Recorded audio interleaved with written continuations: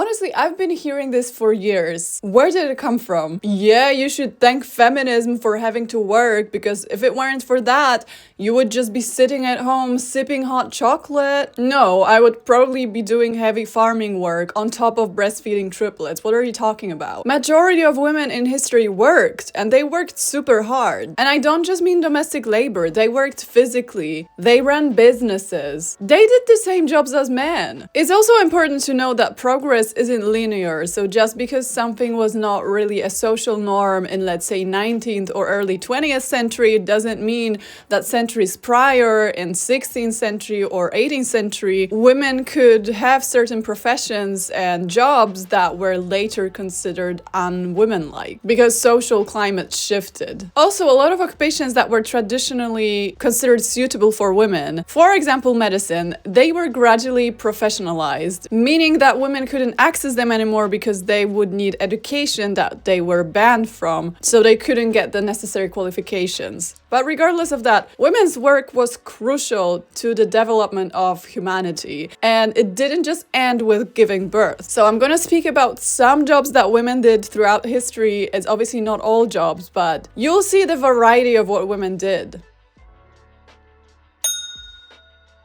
First and foremost, we got farm work. This is of course a very ancient type of labor, and one that until fairly recently probably most of our ancestors did. In most communities, women were expected to work just as hard as men, doing most things that the male farmers did, save for maybe using the heavy tools or carrying heavy loads.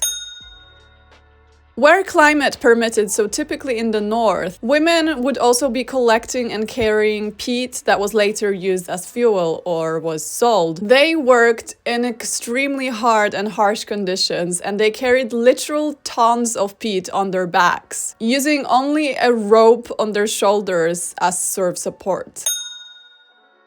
The Industrial Revolution brought a whole new variety of forms of employment that was available for women. While they were not employed in all sorts of factories, they still did quite a bit, especially in factories related to textile making. In Great Britain in 1833, they made up almost 80% of workers in silk factories and almost 60% in cotton factories. It is also worth noting that a lot of those female workers were very underage. Girls under 12 were actually making up 53% of the whole textile factory workforce in the UK. But also women actually owned factories. In Keighley in West Yorkshire, there were textile mills that were built and owned by women, such as Anne Illingworth, Miss Rachel Leach, so this one was not even married, and Mrs. Betty Hudson. As surprising as it is, women, especially in Great Britain, were also involved in mining. They were employed by mines, all the while being paid half of what men earned for the same job. In 1842, they were actually banned from working underground, but the pit bro lasses, as they were called, still carried out work such as breaking the ironstones, sorting, hauling, all of that well into the 20th century. In the seaside areas, women were also involved in fishing. So they were not actually the ones in the boats and in the sea. They would be waiting on the shore for the delivery of the fish, and then they would have to work really fast to clean and process the fish before they went bad. This is probably one of the only industries where women actually made up the majority of workers. I'm talking lace making, I'm talking knitting, I'm talking embroidery, I'm talking all sorts of crafts that were done by hand by skilled women. Before they were made obsolete by the machines, women's handwork was highly sought after. In France, female dressmakers called couturières, they gained guild privileges as early as 1675. So the guild statutes allowed them to make clothing for women and children, while the male dressmakers would be focused on making clothing for men and boys over the age of 8. And you may know Charles Worth as the father of haute couture, but actually before he came in, haute couture was dominated by women-owned fashion houses. I'm gonna butcher some French names now, so bear with me. Madeleine Laferrière, Ormondine Freinet-Margène, Caroline Rebou, who was also called Queen of the Milliners. Either way, there were a lot of fashion houses in Paris before Charles Worth was even born, and a good chunk of them were women-owned. Speaking of owning businesses, in 18th century, London's Cheapside was full of female-owned businesses, and this was considered completely normal at the time. There were female furniture makers, there were female goldsmiths, female milliners, dressmakers, all that. Some examples: Mary and Anne Hogarth. You may know them if you're familiar with the artist William Hogarth, because they're actually his sisters. They sold fabrics and ready-made clothes. Sleep sisters made fans. It was a profession that was taught to them by their mother, who ran a fan shop while also simultaneously giving birth to 15 children. What? They also sometimes inherited businesses from the men in the family and just ran them themselves. Like Mrs. Jones, the wax chandler, who inherited the business from her husband, or Martha Ray, who inherited a medicinal warehouse from her father. But in the end, it really didn't make a difference whether you were married or not married, because it was just considered normal that you, as a woman, could own a business and run it successfully without trouble. And those businesses usually manufactured the goods as well, so they were employing dozens of people. In Derby, in 1850, around 12% of all businesses were women-owned. And you may think to yourself, that's not really much. But imagine a street with 10 shops, and one of them is owned by a woman, statistically. That's a lot, right? In 1850, that's a lot. I think it's surprisingly a lot more than we would suspect.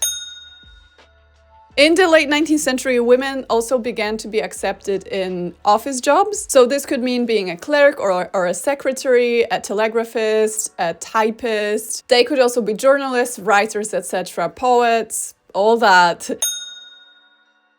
Speaking of poetry, which is art, there were obviously artists. I mean, it wasn't common because you needed to be of a certain social position to afford to even experiment with art, but those that did, they actually did make a living making art, making paintings, sculpting, or selling other works of art.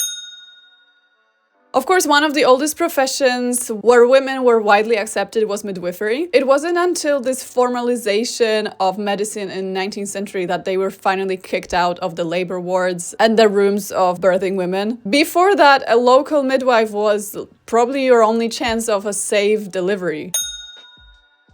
Women were also quite present in education. There were a lot of female teachers, especially when schools began being a widespread institution in smaller communities. And not only were they teachers, but they also owned and ran the institutions. In 1788 in Manchester, 36% of school headmasters were female. Another industry which was sort of naturally more welcoming of women was the domestic service. You could do a variety of jobs at someone's household. Most of them were equally demanding. There was intense cleaning, there was cooking for a large number of people, there was being the housekeeper who kept the whole household running. Large amounts of historical women also made a living by sex work, be it prostitution, being someone's courtesan or companion, performing, all that stuff.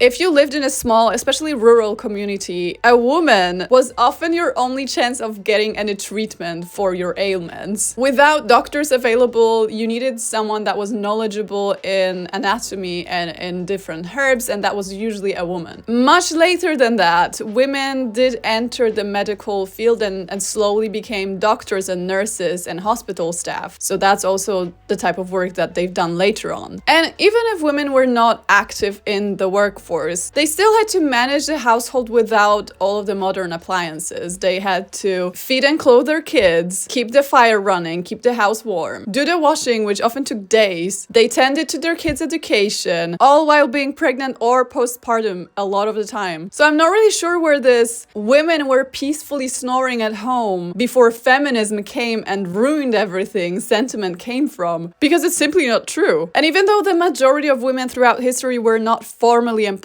it doesn't mean they weren't working. A lot of the times women worked under their husband's name, so it's not even written down anywhere. A lot of the times they did not even get a contract. A lot of the jobs and industries were very informal. And the ones staying at home also had to work incredibly hard because they had 6 to 8 children on average, and those children kept dying like flies. So they had to nurse them. Women have always worked. Men may work from sun to sun, but women's work is never done. I think when we joke about modern women bringing this curse upon themselves because they've asked for equality and now they have to go to an office and work, haha, we basically invalidate thousands of years of women's labor, most of which was underpaid or for free, and all while being discriminated against and mocked. It's just something that pisses me off online because there's a lot of jokes like that, and I'm just thinking, your great grandma sweating her ass off trying to take care of 8 children on top of taking care of the land and the household would actually be so angry at you, sipping your caramel macchiato, complaining about how you have to work because we asked for rights. No, this ain't it. Let's stop this. Let's let this myth die. Women have worked and they've worked hard. Thank you. I'll see you in the next one. That is all.